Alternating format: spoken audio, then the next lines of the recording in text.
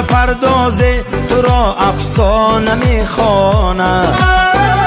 حقیقت نام آثار حقیقت خانه میخواند. یکی در کوهساری شاد ماند قصر میبیند.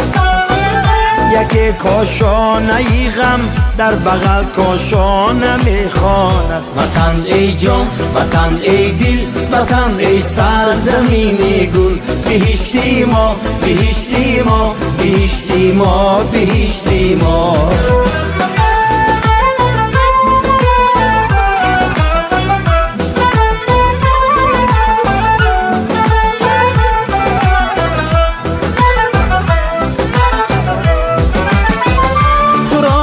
سر نوشتی خش می بلند و می نالند.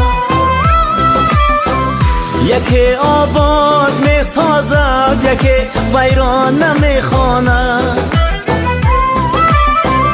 یکی را در غریبی یک کفی خاکی تو جان داروست. یکی در دامنت همگامه‌ای بیگانه می خواند. وطن ای جان، وطن ای دل، وطن ای سرزمین گل. بهشتی ما، بهشتی ما، بهشتی ما، بهشتی ما.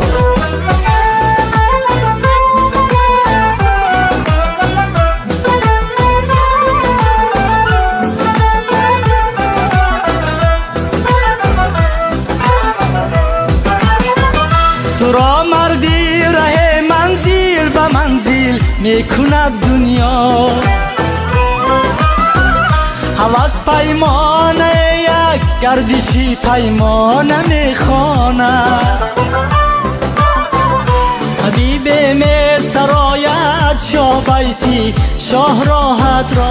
حدیث تن چشم حسرتی گرگانه میخواند.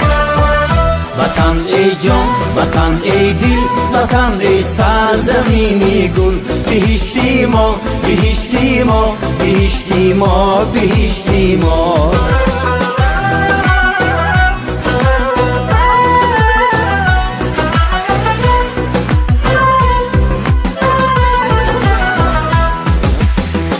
محل بازه ذکری نظر صد فارت خانه.